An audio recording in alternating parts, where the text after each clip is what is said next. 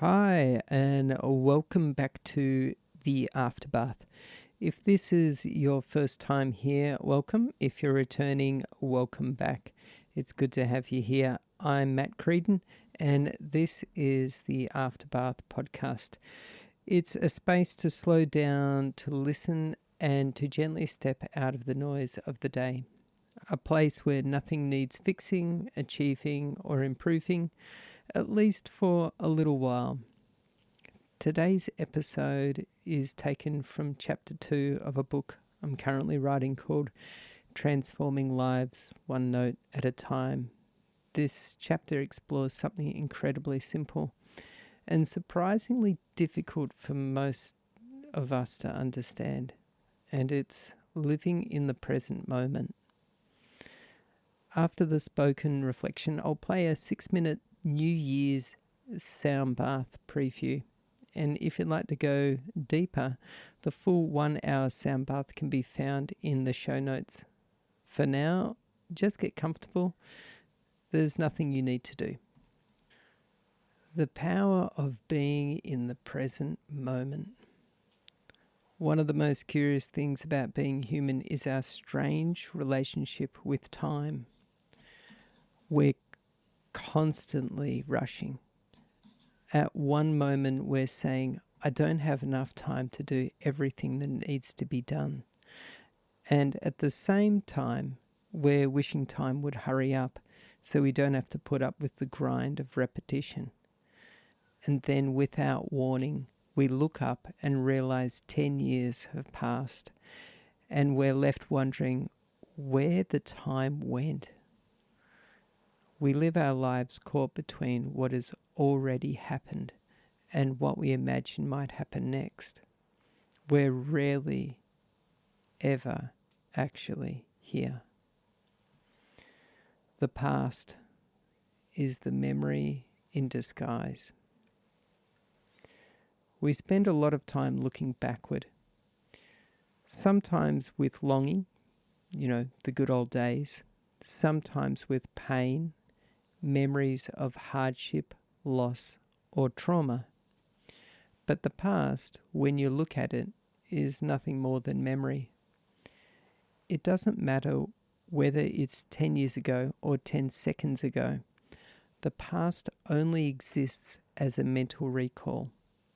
And memory, as convincing as it feels, is not nearly as reliable as we think.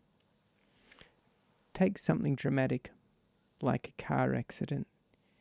You may believe you remember it with perfect clarity, but every similar accident you see afterward, every movie scene, every story you hear, quietly reshapes that original memory.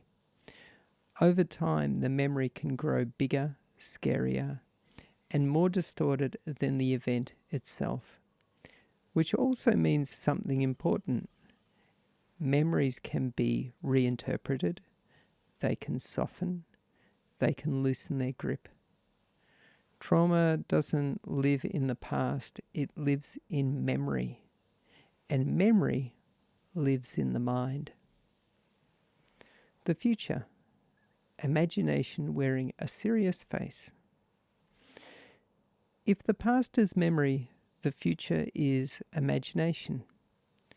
Sometimes we imagine a bright, joyful future. Sometimes we imagine absolute catastrophe. An upcoming exam, public speaking, a bill that needs paying, a social gathering we'd rather avoid.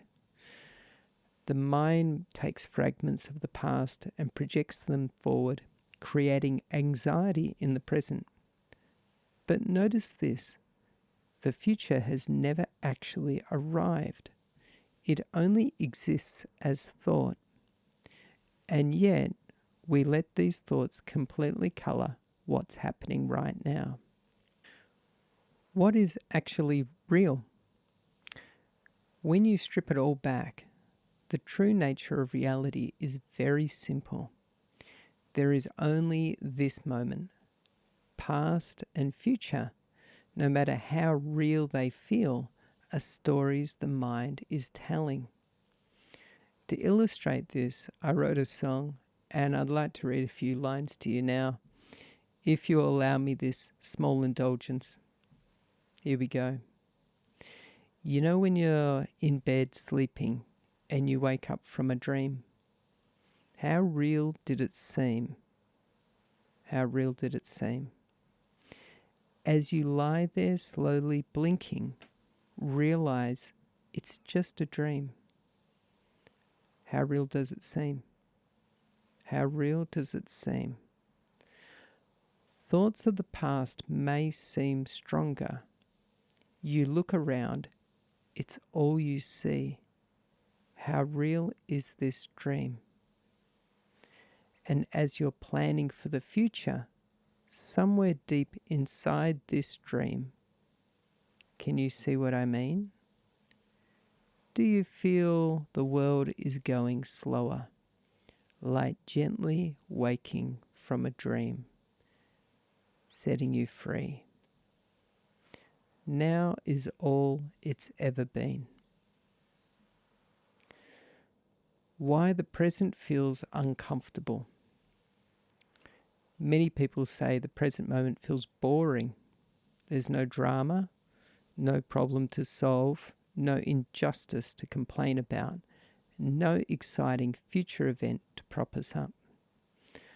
The mind thrives on narrative. It needs something to chew on. Have you ever sat quietly with someone you like and noticed the urge to say something, anything, just to fill the silence? The mind turns stillness into a problem. It whispers, "This is awkward. Do something. Say something." It convinces us that silence is a void that needs to be filled. So we fill it with memory, with imagination, with noise. But what if the silence isn't empty? What if something far richer is waiting there? Suffering and the hunger of the mind. There's a deep link between suffering and the mind's obsession with time. The mind is never satisfied. Like the stomach, it wants to feed. But what it feeds on is information. It believes, if I can fix the past, I'll be at peace. If I can predict a happy future, I'll finally relax. We think justice will heal old wounds. But justice at best offers a brief satisfaction. Only forgiveness heals. We can learn from the past, but there is no guarantee the future will behave the same way. And unless something truly dissolves inside us, we may find ourselves reacting in exactly the same patterns again and again. I've often caught myself getting frustrated with people thinking, how do they not see this? Only to realize they're doing the best they can with the tools they have. And my frustration is mine. Memory and imagination aren't enemies, they're tools. The question is, are you using the tool, or is the tool using you? Discovering space. When you stop running, even briefly, something opens. There is space. Breath deepens. The body softens. Time seems to slow down. Nothing magical is happening. You're simply waking up from a nightmare and realizing you're safe. You can stop. Put your feet on the ground. If it feels safe, close your eyes and breathe. The universe itself is always in a state of meditation. Even in the busiest moments, this quiet, spacious presence is available. Appointments may still exist, life still moves, but beneath it all is a deep, timeless stillness you can rest into at any moment. In a moment, I'll let the words fade and bring in a 6-minute New Year's sound bath preview. There's nothing you need to do, just listen. If you'd like to experience the full 1 hour sound bath, you'll find it waiting for you in the show notes.